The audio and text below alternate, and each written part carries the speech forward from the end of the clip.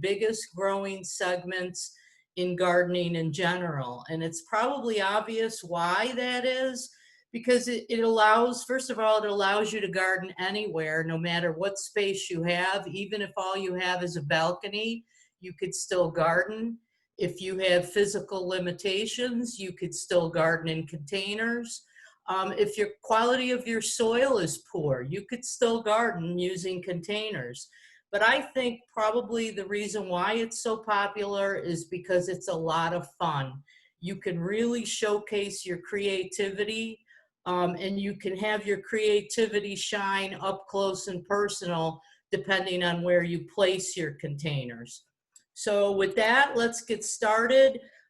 These are the topics I'm going to talk about tonight. I'm going to spend some time giving you the pros and cons of the types of container material you can use. There are pros and cons, for example, whether you decide to use clay or plastic. We'll spend a little time on that. We'll talk about what container plants actually need. They need a little bit more attention than your plants that are in the ground. And then hopefully I can inspire you with some design tips so that you can make your own containers, not be afraid to use color, and then not be afraid to repurpose things around your house and turn them into a container. I want to spend a little bit of time about perennials and edibles in containers. And I'm using the term perennial pretty loosely. What I'm referring to are plants that are more permanent, because you can grow vines, trees, shrubs, and perennials in containers, but they need a little bit of different care. So we're going to talk about that. And then, of course, I have some resources for you where you can get some inspiring container ideas. So first of all, choosing a container. Well, I'm here to tell you that pretty much anything can be a container. If it can hold soil, it can have a garden in it. But the most important thing is it has to have drainage. So you have to pick some kind of material that if it doesn't have drainage holes, you're able to drill them or somehow get drainage holes installed, because there aren't any plants that will survive in wet, waterlogged soil. Weight can be important in terms of portability. I think an advantage of container gardening is to be able to move your containers around. That's what I personally love to do, change up my looks every once in a while by moving my containers. So weight could be a factor if you're going to move your container. Two things that are extremely important, and I'm going to spend a little time on the next slide, is the size of the container and the material it's made out of. The smaller the container, the more often you're going to water, and the material will determine how often you water. We're going to talk about porous versus non-porous containers, and I'm going to do that separately. Durability may or may not be an issue in what you choose as a container. Around here, to be honest with you, containers left outside, unless they're plastic, over the winter are just not going to make it. But if you do intend to leave your containers outside over the winter, durability may be an issue that you might want to consider. Cost, you could spend a lot of money on containers, but I would recommend that you spend your money on the plants, since you could probably repurpose just about anything, as these photos will show you, into a container. Save your money for the plants versus the container itself. So the choice of materials makes a difference, and I'm going to use the terms porous and non-porous. Porous containers are like clay. Clay dries up really fast. It's considered porous. An advantage of a porous container is because it dries out a little faster, the roots actually do well because air circulates better, but you're going to have to water more often when you use a porous container. You can choose your glazed containers. Glazed are the opposite. They're considered non-porous. They will retain moisture, so soil will stay wet longer, which means the roots may not get as much air circulation. Glaze can be a problem if they're left outdoors, exposed to the environment, and you have a really wet season, because they're going to hold moisture a lot. And so you're going to have to watch them carefully. They also are expensive, so this may not be the best choice for you. Stone is heavy, and so it can't be moved. Can also be difficult to drill holes in. Stone, if you choose it, it looks nice. This may be an option where you consider a pot within a pot, where you literally can drop a pot inside. I'll show you pictures of that later in my presentation. And then there's a whole mixture of synthetic materials that are out on the market today, anywhere from fiberglass to plastic polymers. They can be porous or non-porous. Sometimes you can drill holes in them, sometimes you can't. Probably their biggest issue is they're expensive. They're pretty and they're decorative, but they can be costly. Metal is nice, but metal is what they call non-porous. It will retain moisture for a long period of time. The additional issue with metal is if they're in full sun, they're going to get really hot, which means that the roots are really going to cook in the sun. So you really have to watch out for metal. And depending on the type of metal, you may or may not be able to do drainage holes in them.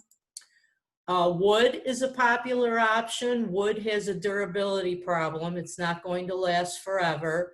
You want to be careful with your choice of wood if you grow edibles, because you don't want to have treated lumber, for example. Wood also dries out fast, and so you're going to have to watch your plants carefully if planted in wood containers. And in the end, plastic is probably the best. It's the most economical. They're going a long way to make plastic containers look pretty. They let air circulate in the roots, and water retention. They are considered non-porous, but they're not as bad as, say, glazed. And so plastic, to be honest with you, is probably your best option. There's also self-watering containers on the market. This is relatively new.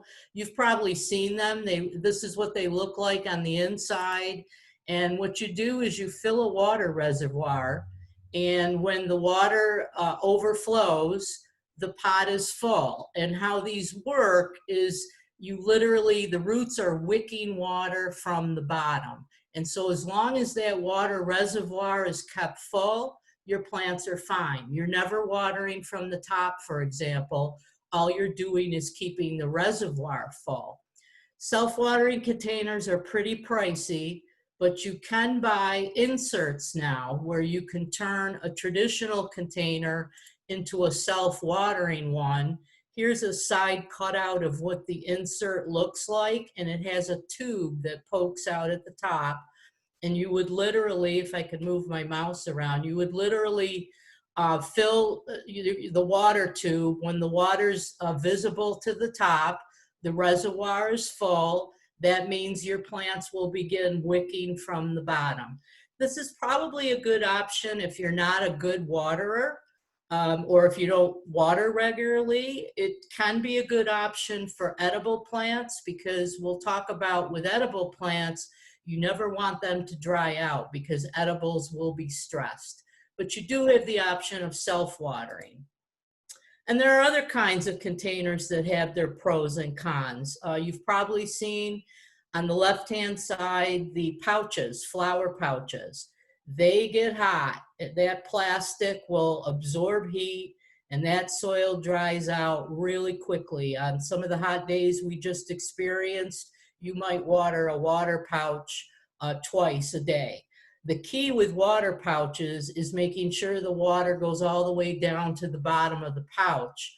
A lot of people will make the mistake, they'll hit their hose to the pouch itself, but they're not coming in through the top of the pouch, because you really need to have a tool that waters from the top to get the water all the way down to the plants on the bottom.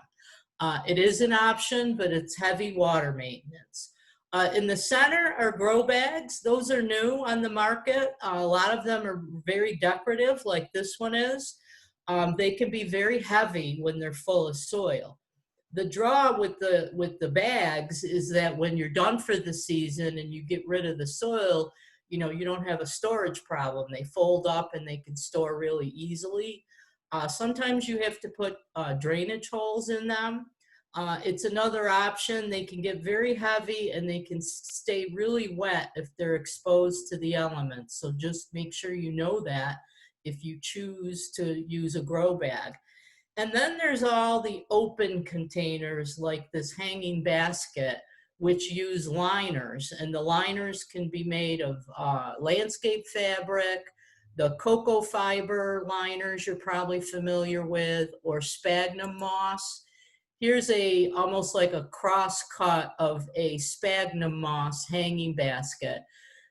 This requires a little more maintenance than a traditional hanging basket, as you can see. With sphagnum moss, you're going to need a liner besides to make sure the soil gets held in. And they're not difficult to plant and make yourself, but they do require maintenance, and they tend to dry out very, very quickly, especially if they're in an exposed place where wind can be, they're exposed to wind, or if they're in a full sun location, they can be heavy water maintenance. So to be successful with containers, the first 4 bullets are probably your most important things. Good soil, the right light, adequate water, and then again, that good drainage. We're going to talk about each one of these separately. You will be fertilizing containers more than you do plants in the ground, and you will be doing regular maintenance since they're usually closer to you and you want them to look nice. We're going to talk about some tips for all of these. And then let me just mention this proper plant selection for a second. You're traditionally going to mix plants together in a container. And so it's really important. In the ground, you could do that. You're not as worried about how they behave in the ground. In a container, you have to make sure they all play nice together. So you want to make sure you read the plant tags carefully. Make sure that all the pit plants you select need the same light, need the same water. Make sure that one won't overpower. You'll see how much plants will spread on the plant tags.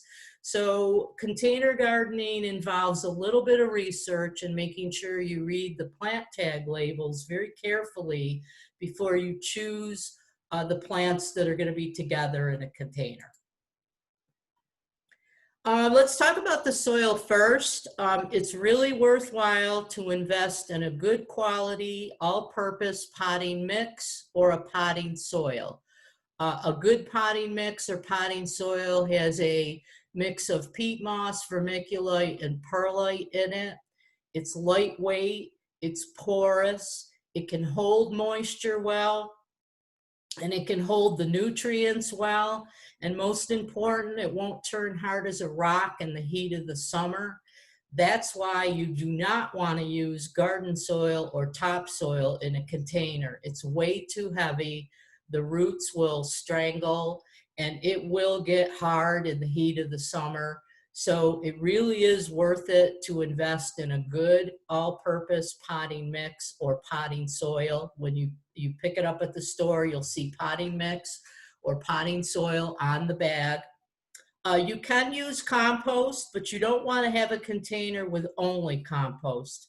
Only compost in a container can actually hurt plants more than help them. It's not like gardening in the ground. So as a rule of thumb, you want no more than 50% of your container to have compost. Compost mixed in with your potting mix is probably a good choice for growing edible crops in containers because you'll give them more nutrients. And then I get asked this question a lot. Should I reuse, old soil from last gardening season? Generally speaking, it's not a good idea, but can you do it? Sure. Have I done it? Yes. What I tend to do though, is I won't use it completely. I'll mix it with a fresh potting mix together, especially with me being this container freak that I am and how many containers I actually have. It would cost a lot of money for me to always use fresh 100% good potting mix every year. So yes, you can reuse it. I would not do it for edible crops. It's worth investing in fresh soil every year for edibles. And then obviously if your plants had a problem and they were struggling, because of a disease issue, you do not want to use that old soil because you could carry that disease problem to the new plants that you're planting. Don't forget about light. All plants need light. Some can deal with lower levels of light. So that you understand the different degrees of light, full sun is considered 6 hours or more of direct sunlight between the hours of 10 a.m. and 6 p.m. That's pretty intense. That's considered full sun. Part shade or part sun is 4 to 6 hours in that same time period. And then shade or full shade is considered anything less than 4 hours. So decide where you're going to put your containers and then make sure that you observe the degrees of sunlight. If you're going to grow edible crops, you're going to need that full sun. And again, be careful if you mix the plants. When you look at the flower container on the right hand of my slide, that's a beautiful little container. Every one of those plants will need full sun. And so be careful that you mix plants, that you don't inadvertently put a shade lover in with your full sun plants, because you're going to have problems. Again, that's why you want to read those labels carefully and observe the light as to where you're going to place the container itself.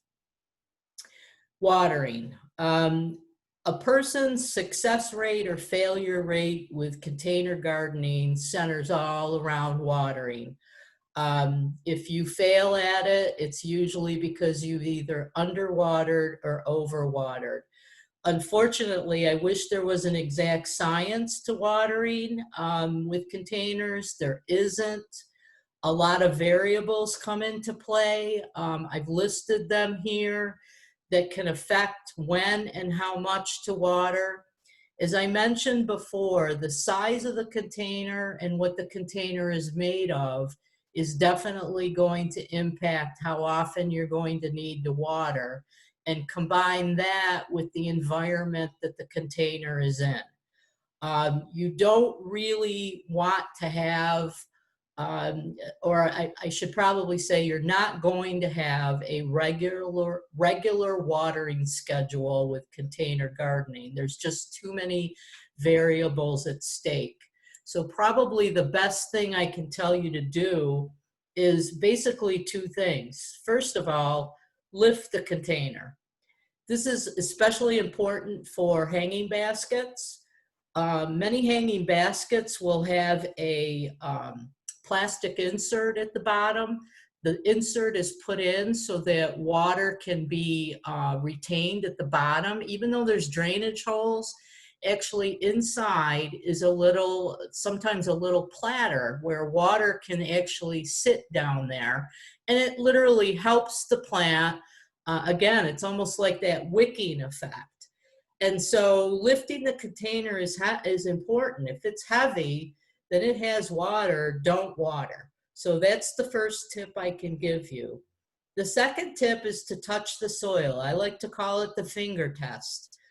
Put your finger in the soil down to about 1 or 2 inches. If the soil feels dry, then add water. I like to recommend watering in the morning simply because it allows the foliage and the flowers to dry. Wet foliage overnight can be an issue for disease problems. And water the roots, not the leaves. That's where a watering wand or a watering can with a wand attachment at the end will help you, because you can get that right into the bottom of the container. You're not dislodging the soil, and you're getting the water to the roots where they're needed. You can have some helpers if watering is an issue. There are some helpers you can use to help you with your watering issues. I already mentioned the wands and sprayer heads. I like these because they can give a gentle stream of water to a container, because you just don't want that soil to get dislodged and moved around. And it allows you to get that wand head right into the roots so that you keep the foliage as dry as possible. Try to avoid overhead watering. Again, don't let that foliage stay wet.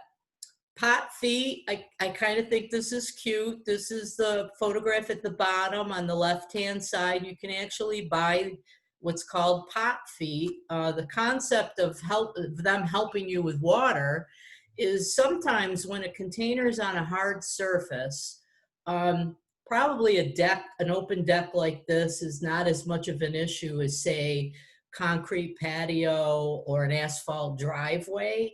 What happens is when the container is flat to the ground, the excess moisture can't easily get out.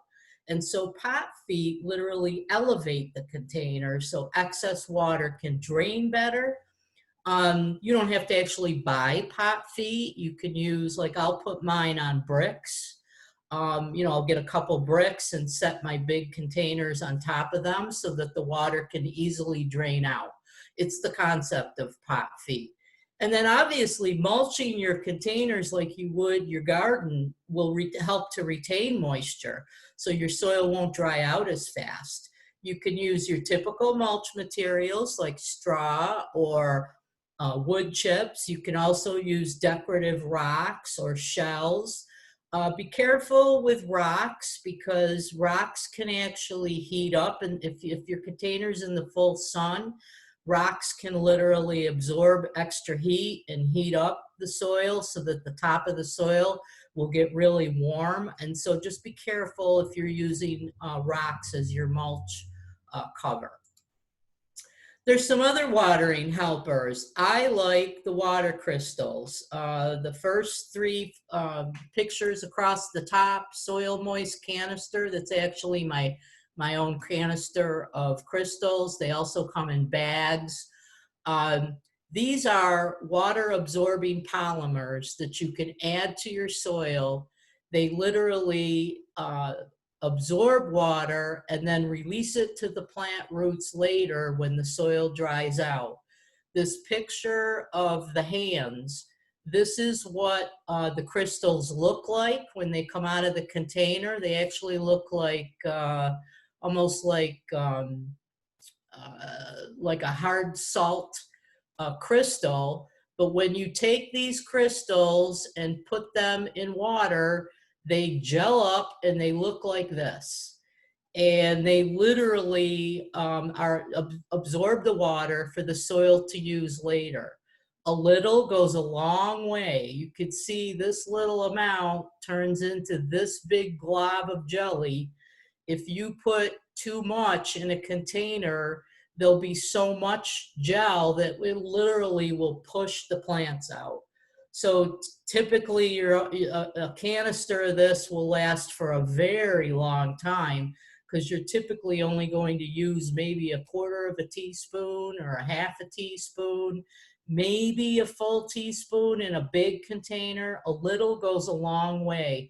But they're a really nice tool so that you don't have to water as often. You can actually, you've probably seen it, you can actually buy potting mix with moisture control crystals already in them. Just make sure you're aware, if you buy that you are not going to be watering those containers as much as you would if you use plain potting mix. So just make sure you're aware of that. If you really want to get fancy and you have a lot of containers, you can do a drip irrigation. That's obviously not for everybody because it's pretty pricey. Watering spikes, I've used these. I've bought the spikes, and then you can recycle soda bottles or water bottles, and they slowly drip water into the soil. This is kind of nice if, say, you go away for a few days and you want to make sure that your containers stay watered. You could use the watering spikes. And then obviously, if you're not a good waterer, self-watering containers might be an option for you, and we've already talked about those. Next to watering, the most important thing you're going to do with container gardening is fertilizing. Plants in containers grow a lot faster than plants do in the ground, and they're using a lot more nutrients because of it. You combine that with the fact that you're constantly watering and nutrients are always flushing out, you really need to fertilize on a regular basis. And you could do it two ways. You could do a slow release approach or do a water-based approach. Slow release, you can actually buy some potting soils that literally have fertilizer included with them. That makes your fertilizer down the road not as much. You won't have to do as much water-based fertilizing. Slow release fertilizer looks like these pellets that you see at the bottom. They can't be dissolved in water. You can buy the actual pellets and then add it to regular potting mix. You can either add it to the whole bag of potting mix in the measurements that are recommended right on the bag, or you can sprinkle them as you plant them. What I prefer is water-based. I think there's less room for error with water-based. You're probably most familiar with Miracle-Gro. That's a very popular water-based fertilizer. I think that's easier, less subject to air. Sometimes slow release pellets can burn plants a lot easier. And so, you know, unless you buy the soil with it already in it, you could do that as an option, but I like water-based. Now, how often you do it really depends on what you're growing. Edibles will need more fertilizer, for example, than some of your flowering plants. But as a general rule, consider using a water-based fertilizer every 1 to 2 weeks. Every couple weeks is actually pretty good. Or if you're one that, you know, can't remember, did I do it, did I not do it? And this is what I do. I'll use a fertilizer every time I water, but I weaken it. I cut it in half, whatever the recommendation is on the container, I'll cut it in half. And then I just water, you know, it's always in my water, so then I'm always using it. But then just be aware that some plants don't like, you know, almost any fertilizer. So for example, if you grow succulents in containers, succulents really don't like a lot of fertilizer. So I hate to give that one thing that fits all, but as a general rule, if you use full strength, go every couple weeks. If you want to do it every time you water, then cut that strength in half or less, and you could do it every time you water. Oops, sorry about that. So I'm here to tell you that pretty much anything can be grown in containers, and I've probably tried all of these. I've had successes and failures, but it's fun. You can start with seeds. For example, marigolds and zinnias, cosmos, nasturtiums are very easy to go direct seed into a container. It's probably a little late right now for some of the flowering plants to start from seed, but think about July and August to start some leafy vegetables, because it's actually a good time to start lettuce, spinach, kale, any of your leafy crops, because as the fall comes, they'll be ready to harvest and they'll taste great. So you can actually grow those in a container or use plants. We're going to spend a little time on vines, shrubs, trees, and perennials later in the presentation. So let's start planting. First thing, you want to check your container to make sure it has drainage holes. If it doesn't, then you want to make sure they get added. If you're dealing with an open container like a basket, you want to make sure your liner is inserted and make sure your liner has drainage holes. And then you want to cover, and then here's a picture of the cocoa fiber, which you can use as a liner, which we talked about. You want to cover the drainage holes. I know that sounds weird. It's covering, not plugging them. What you want is you don't want the soil to come out every time you water, but you still want the water to go through. So covering the drainage holes with things like a coffee filter is a nice option. I've reused old dryer sheets. I save my dryer sheets. They make a nice insert for the bottom. You can use broken pottery. I've used screening material, like window screen material that you could buy in a roll at a hardware store, and you could cut and then you could reuse those multiple seasons. So I like that. And again, the principle there is to keep the soil in, but the water to go through. So you're not plugging the hole, you're covering it. If you have, oops, I keep hitting this mouse, I'm so sorry. If you have a container that's precious to you, or you don't want to get it dirty, or you can't drill drainage holes, consider the pot within a pot. I've done this. You just have your container insert where you could pull it out, water it, fertilize it, take care of it, and then once it's dry, then put it right back into your decorative container. And then I get asked this question a lot: can I use filler material at the bottom of my pot? When you look at this bottom photograph here, if I could get my mouse to work, you see these big containers here. If you fill them up completely with soil, they're going to be very heavy and difficult to move around. So you can use filler material, things like styrofoam packing peanuts, plastic water bottles, broken pottery, rocks. You don't have to fill the entire container with soil. You can use the filler material, but again, make sure you're not plugging up those drainage holes to the point that water can't drain. And then be careful you don't use a material like if you use pebbles or rocks, that's going to make your container heavy. So just be careful. And then before we get into the actual planting, there are other maintenance chores to be aware of with container gardening. Pinching is one. You see this photograph of the coleus. If you pinch off the flower buds, that will allow the coleus to get bushier. That's a great technique to do with a lot of plants because it allows it to get bushier. It may flower later, but you'll get a bigger plant out of it. And containers are typically up close and personal to you. So what's nice about container gardening is you'll probably see a problem a lot earlier than you would with a traditional garden. There are actual decorative insect traps like this yellow sticky butterfly. Kind of looks like the yellow fly traps, but it looks a little bit nicer that you could put in your container. Deadheading is important. This is a picture of a geranium, and you do want to cut back your spent blooms.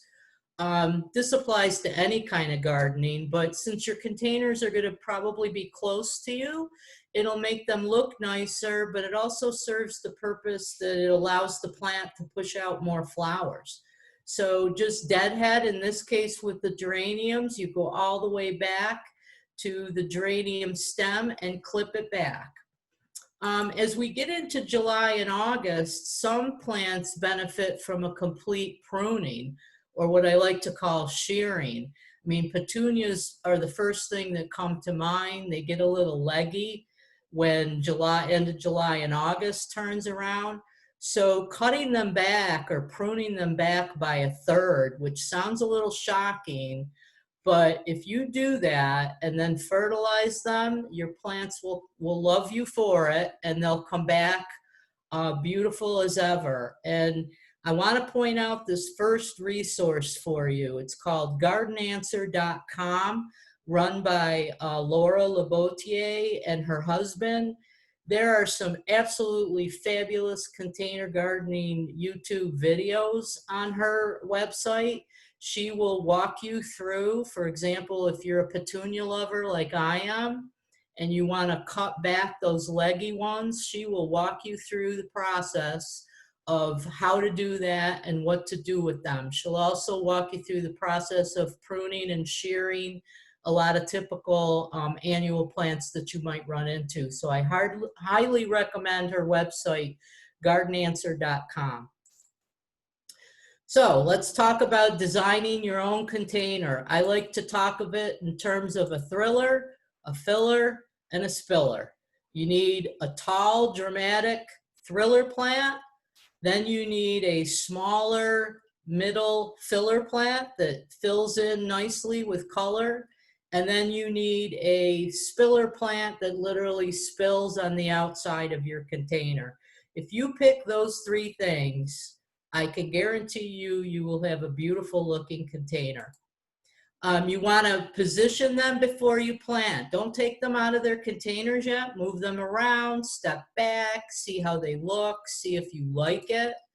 And then you start by planting the thriller first, which is usually the tallest. Then you plant your filler, and then you finally plant your spiller.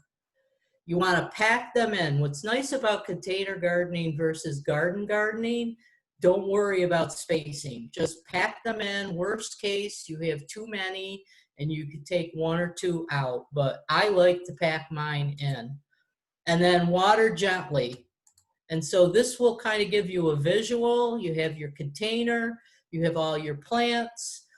You want to start with filling your container up about 3/4 of the way with soil. Leave about 2 to 3 inches, maybe 4 inches from the top so that you can work a little bit. You can always take soil out. It gets a little difficult when you start putting your plants in to add more soil. So fill it up, and then you can always take it out and then pack in between your plants with additional soil. When you take them out of the container, you want to make sure that you loosen their plant roots. Don't be afraid. Plants are pretty resilient. You can actually squeeze those root balls so that you can fit them in, so that you can pack those in there to get them really close together. You can kind of see how they're tucking, the bottom picture, how they're tucking those plants right into that container. Water gently. I don't particularly like this picture on the top because you really should be targeting that wand for the soil, not at the top. Try to get that watering wand underneath so that you make sure the water is getting to the soil. And then just step back and enjoy your creation. Now, this is compliments of a recent Garden Gate article of 3 different ways you can design with containers. I actually like this. I try to practice some of these design techniques. First of all, you can create a little vignette with containers. Usually you're using 3 or more and forming a triangle with different sizes, and then let one pot dominate, as you can see in this photograph. You can also take this concept of a vignette by repeating the same thing. You look at the flower boxes at the top, they're identical.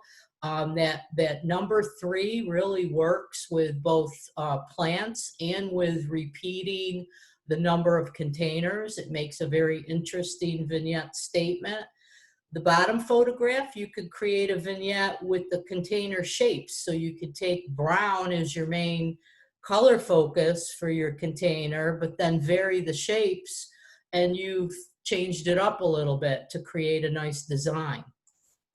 The second way you can use containers is as a focal point. Imagine this picture without the container in it. It wouldn't look bad, but it would not be as dramatic.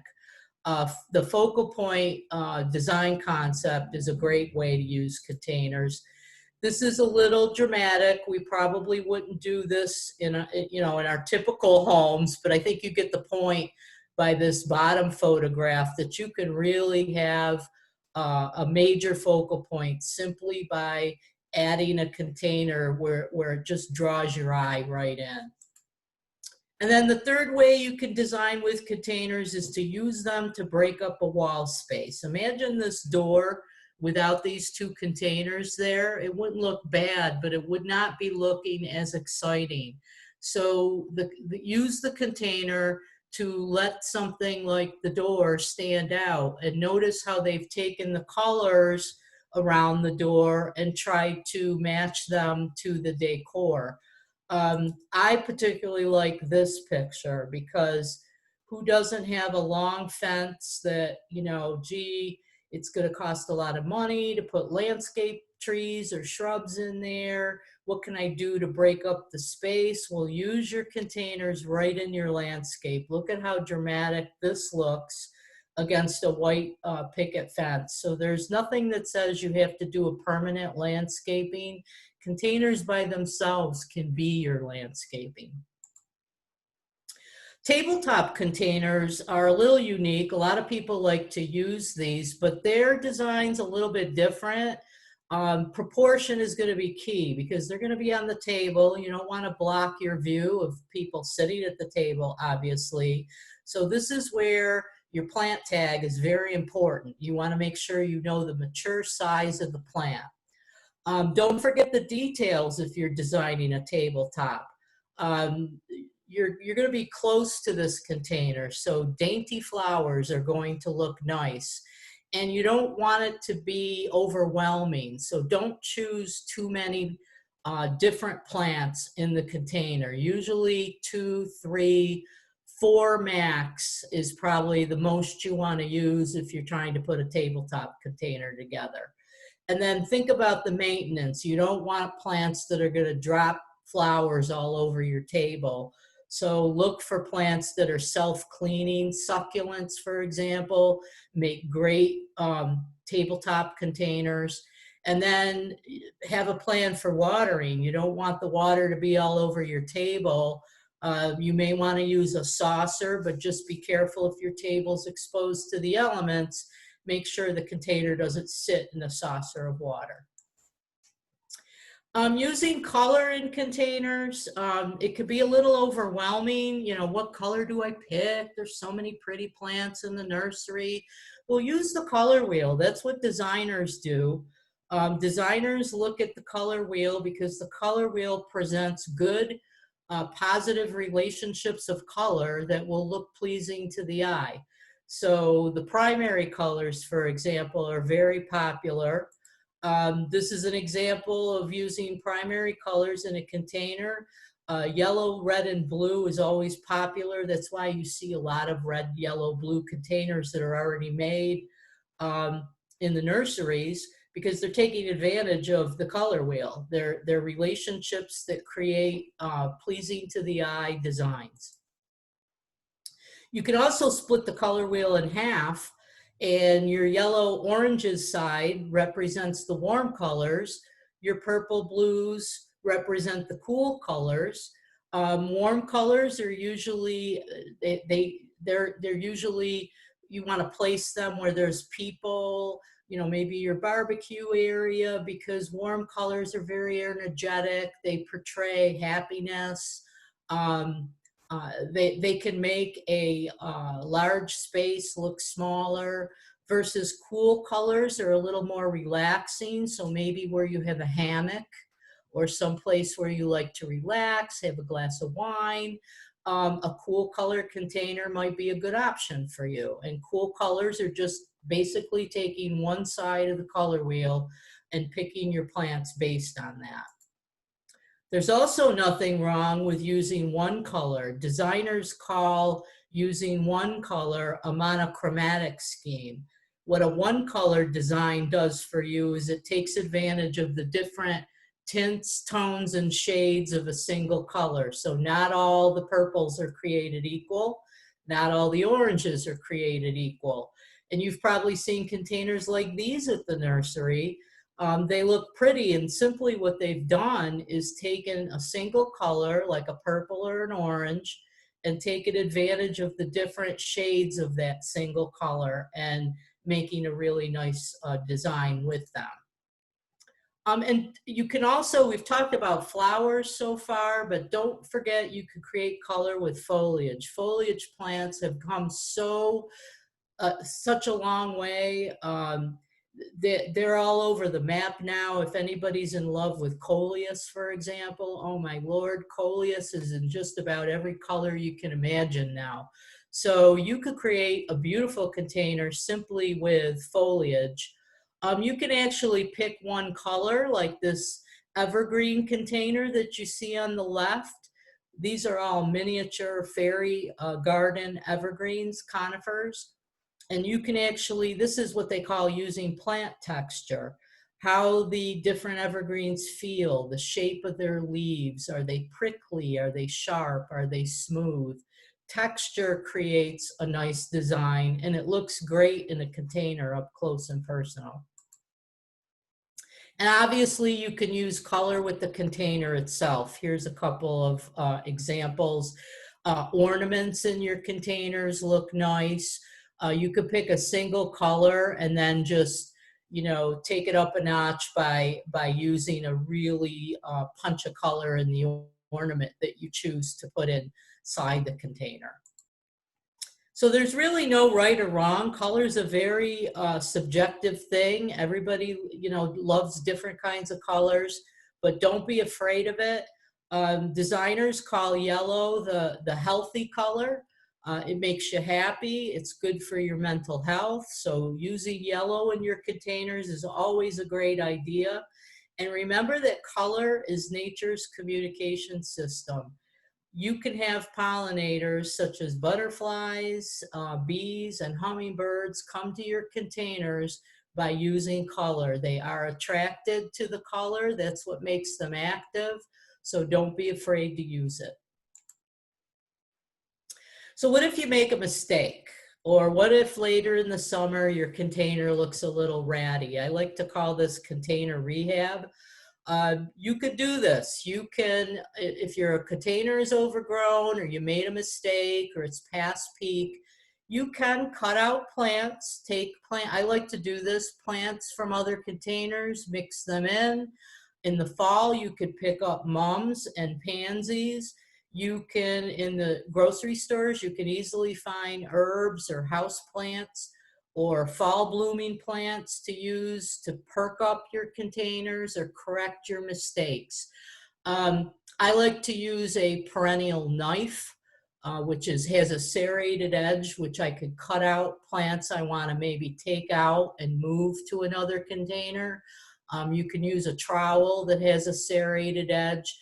Don't be afraid. Plants can take a lot of abuse, believe it or not, and they can handle being cut out. And I want to show you a before and after picture. You know, you look at the before picture, a lot of the plants in the front are pretty much overgrown, but yet the plants in the back still look good. Look at the after picture. They took a couple house plants and they found a couple of fall bloomer plants.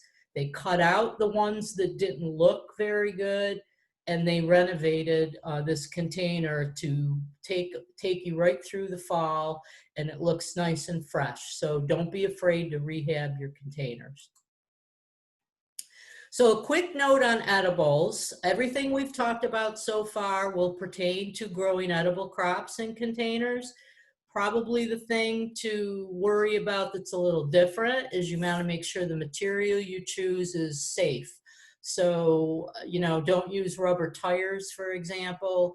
Don't use treated lumber if you choose wood for your container. Make sure your containers are clean. And then what to grow, look for words like dwarf or patio.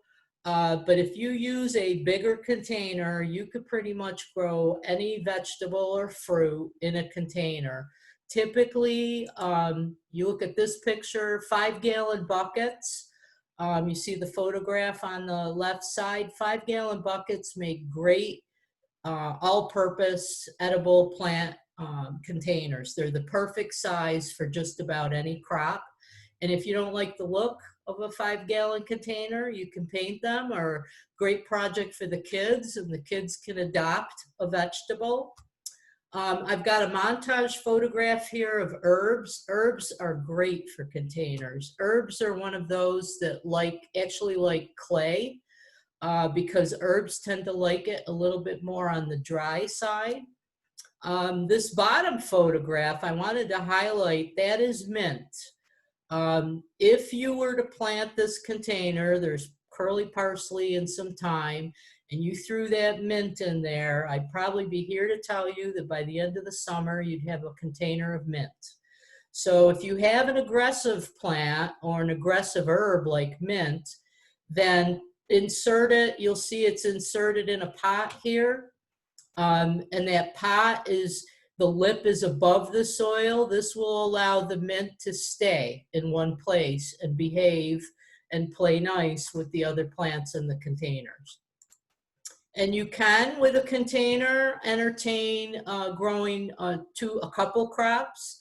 For example, this is an example of a small pepper with a tomato. Just make sure your container is big enough if you choose to do that. Don't forget the fruits in containers. This is extremely popular. I've seen these for sale at nurseries a lot, hanging strawberries. But there are you could grow raspberries, blueberries, pretty much any fruit can grow in a container provided that it's big enough. And maintenance in the containers is basically the same. Grow up in your containers, so don't forget, versus in the ground, your vegetables might have more room to spread. In a container, you probably want them to go up because there's not going to be room for them to spread. So don't forget your trellises, cages to protect against animals, for example. And then this container, you could practice companion planting. There's a tomato, there's a couple basil plants in here, but it's surrounded by marigolds as a companion plant. The marigolds will attract beneficial insects that will help you fight off the bad insects that may attack your tomato or your basil. So you can have a lot of fun with edibles in containers. And then as we wind down in my presentation, I want to spend a second talking about the more permanent plants. I love doing this. I've got a ton of these kinds of plants in containers.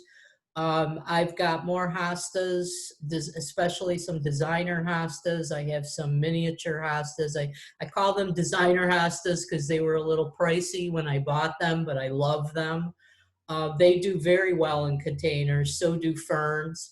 I've got black-eyed Susans, coneflowers, bee balm, coreopsis.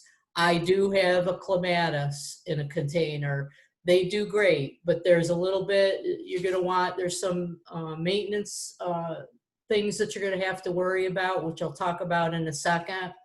Trees and shrubs like the dwarf Alberta spruces and dwarf boxwoods grow great in a container. I just want to throw in one caution.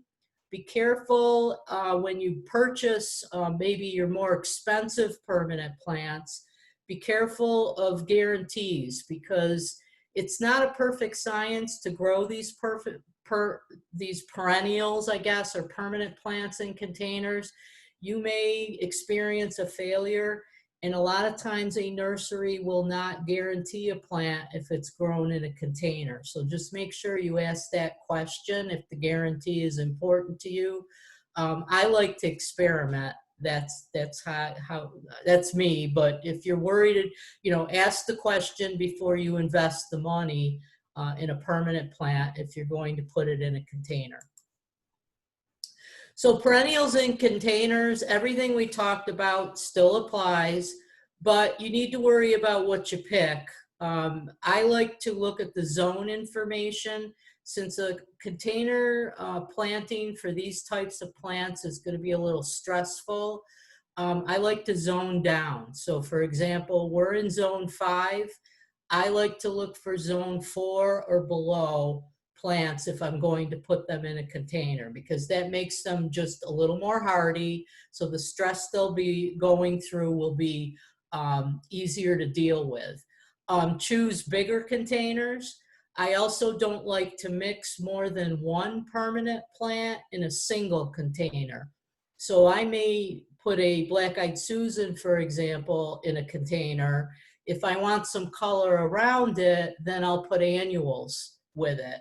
But I don't mix that black-eyed Susan, say, with a coneflower. Perennials are kind of funny, so they need to be in single pots.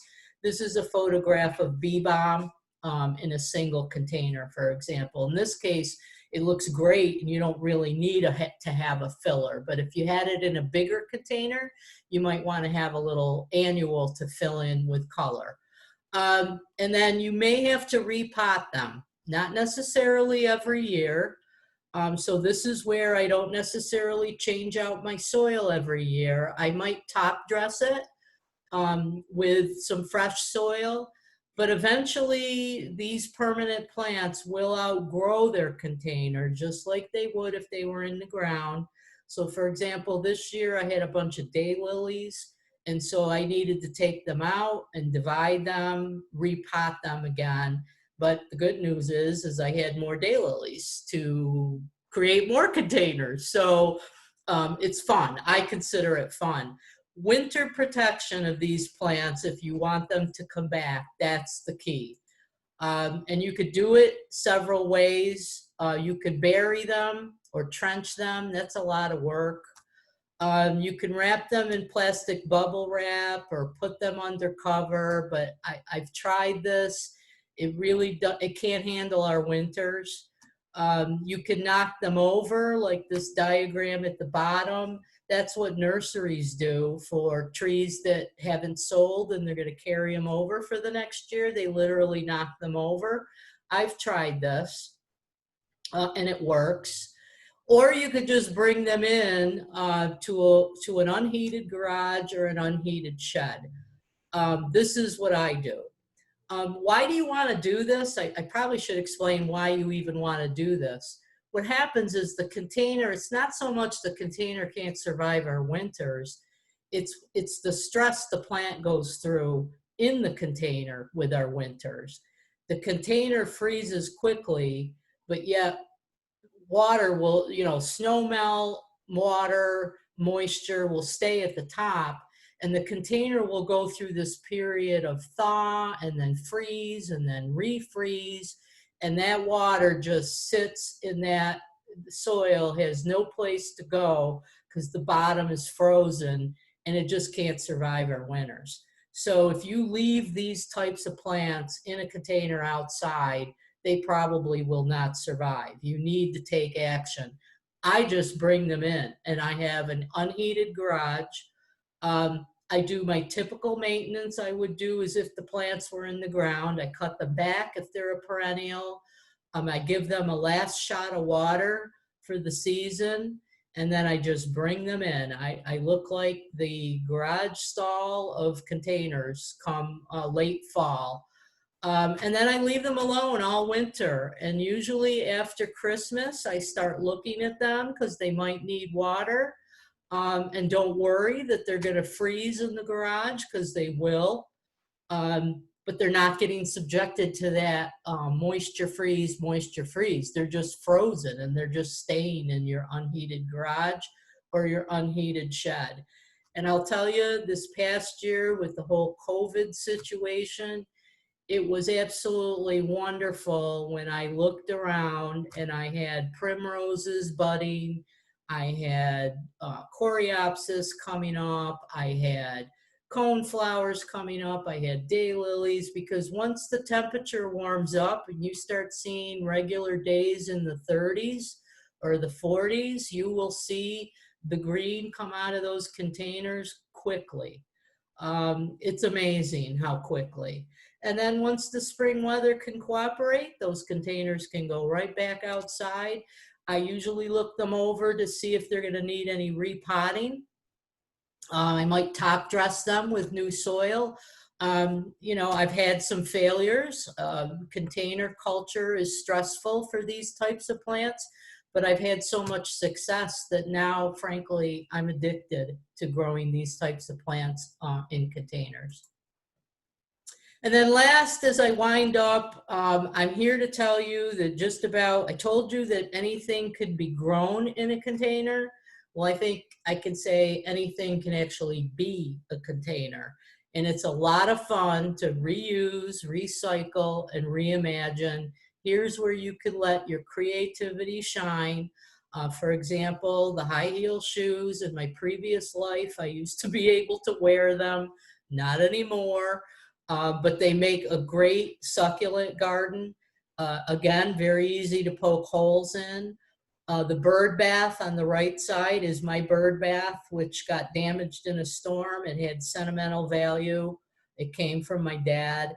My brother was able to drill holes in it, and I turned it into a succulent garden, and it sits in my landscape as we speak.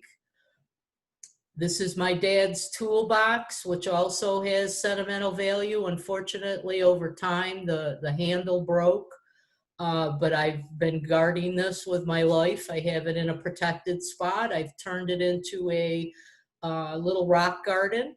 Again, it had holes of its own, so I really didn't have to worry about drainage, but I used more rock garden-like plants. And I've kept, like I said, I keep it in a protected spot. And this is my boot when I had a yellow lab, Tucker. He was upset that I ignored him for a few days. In fact, if you look close, you could probably see evidence of teeth marks. He chewed a hole in the top, and I was going to throw it away. But then I turned it into a container that's a hen and chick succulent coming out of the hole in the top, and then I just poked some drainage holes in the bottom, and put another plant in it. And I still plant. This is a picture from a previous year, but I still use it. It's, you know, and again, in a protected spot so that I can reuse it. Reminds me of my since passed yellow lab. So again, sentimental value. Tires are great. You can use tires in all different kind of ways. Just don't use them for edible crops because they can be toxic, but it's very easy to decorate with.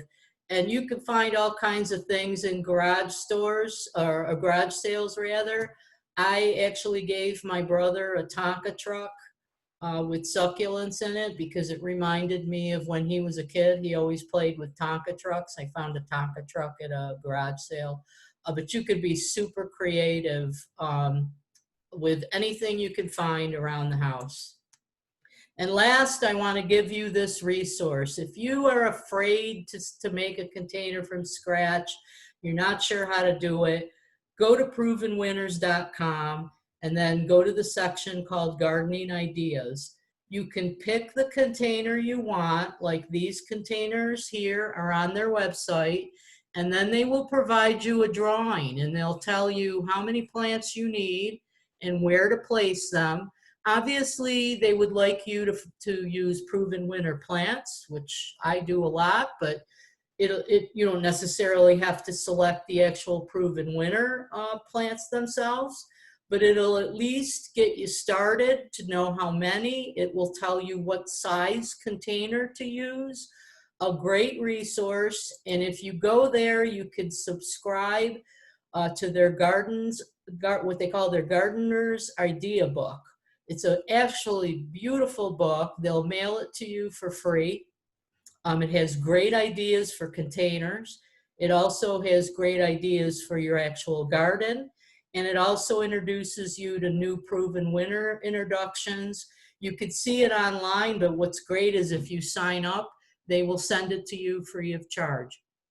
I believe it comes out 4 or 5 times a year. I look forward to getting my copy all the time.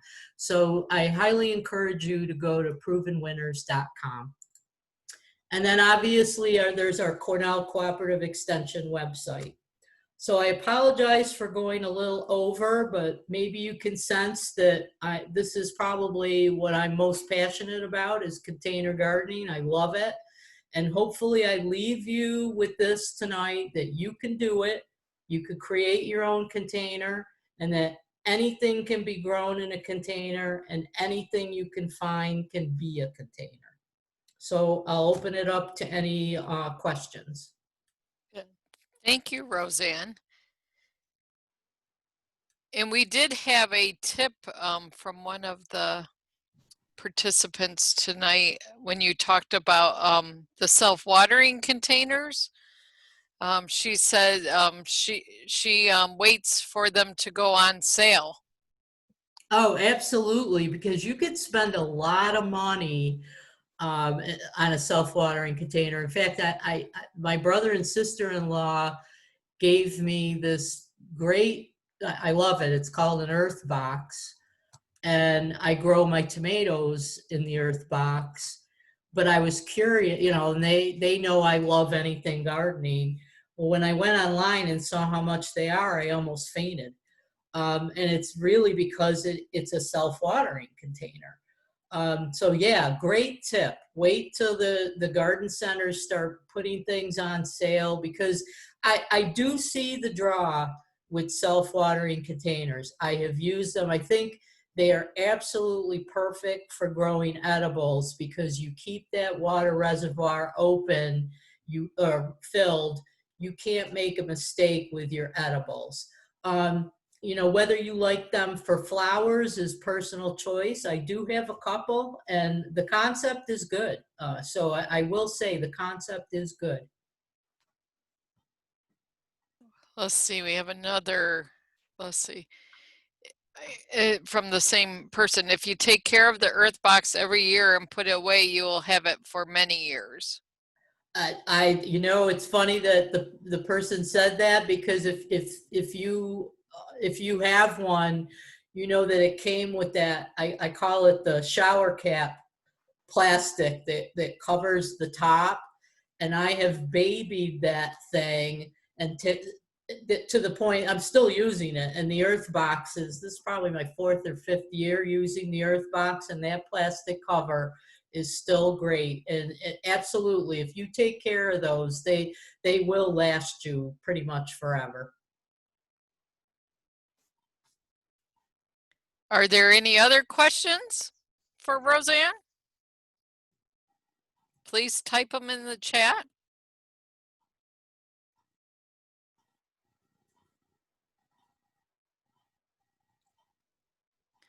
If not, you can, oh,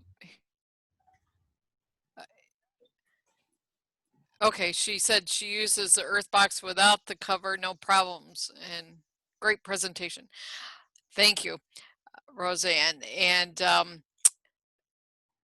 just to let you know, on our Facebook or Cornell website, past gardening classes are up on there that you can review, and look forward to us doing future ones. Oh, here's a question. How do you know when it's time to repot a larger container, Rosanne? Well, you know, and assuming you're talking about the permanent plants in containers, you kind of know. Like, for example, I knew my daylilies were ready to go into a larger container, because I noticed there was a hole in the center of the daylily foliage popping out of the container. And the contain, you know, I put my finger down, and you can literally feel nothing but roots, and there's hardly any soil. So you kind of know, because there's a little bit of a distorted growth that starts to happen. And so if you're really familiar with what the perennial would normally look like, you're going to see it look a little funny, a little distorted. And then, to be honest with you, sometimes I just tip the container on its side and just try, especially if it's a little bit dry, and then try to tip the plant out a little bit and literally visually look at the roots. If I see roots that are so tight in there, then that's another hint that I've got to take this guy out of here, probably divide it and repot. So look for distorted growth. Um, you know, put your finger down in the soil, see how the soil feels. If you see a lot of roots and very little soil, there's another hint. And then tip it on its side and literally carefully just kind of loosen that root ball out and take a look. And then you'll know. Thank you, Rosanne. And are there any other questions before we close?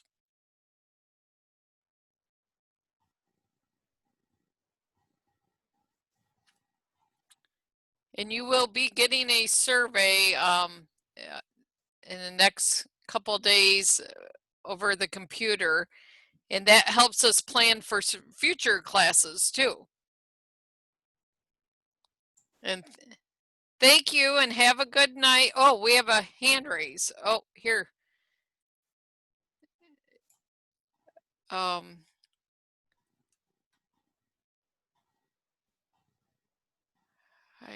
trying to unmute here. We have somebody with their hand raised.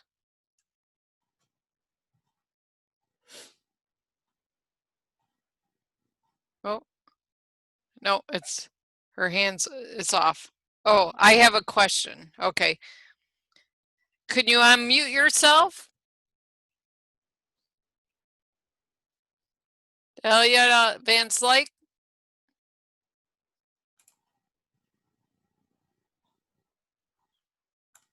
Or type in the question,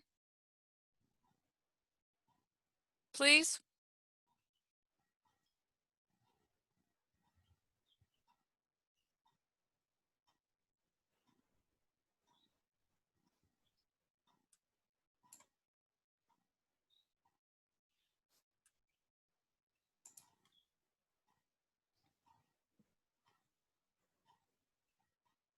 Oh, okay. She typed it in question and answer here. I have a dwarf Cavendish banana plant and I want to put it outside in the summer. What would you recommend for repotting and sun hours?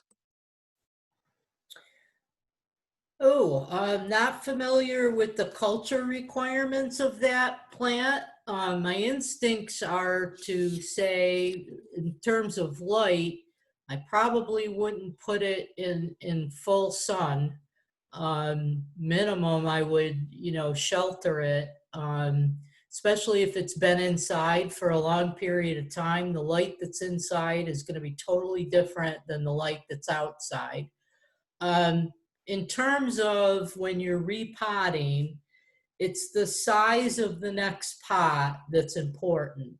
You don't want to go super big. You don't want to, in fact, let me rephrase that. You don't want to go from a very small container and say, oh, I don't want to repot anymore, so I'm just going to grab the biggest container I can find. That's a mistake. What you want to do is you want to at least have the container be about, anywhere from 2 to 4 inches wider and deeper. Don't go super big. You want to, because the plants can actually go in shock when they go from too small to then you just kind of go right to a huge container. So you really want to make it a gradual shift. So maybe 2 to 4 inches wider and deeper would be my recommendation. And then when you go to repot, take a look at the root ball. If they're really, really tight and they look like they're almost wrapping around, you want to loosen that root ball so that when you put it in the new container with new soil, those roots have an opportunity to spread out and breathe. So make sure you loosen the root ball. The only thing I'm not sure of with that type of the plant is the culture, but I would definitely start out with low light outside and then, maybe try to move it slowly into more full light and see what happens. Be on the lookout for sun scald. And you'll know because the foliage might start to turn yellow. And then you may have given it too much light and you've got to move it back. I hope that helps. Yeah, thank you, Roseanne. And we have another, oh, she said, yeah, thank you. Another hand raised. Bonnie?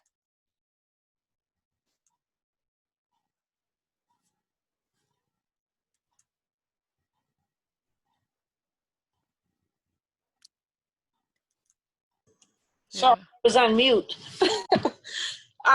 Roseanne, have you ever done any container, like for winter foliage? I'd be interested in, trying, I know we're not growing, or is that more of a design with the plant materials we have in the wintertime? Yeah, I think that's more of a design. I had thought about incorporating that in this presentation, but you know, I had a lot in here and I did go over my time, so it's probably a good idea that I didn't. But what you're looking for, you know, in the winter is more of a design thing.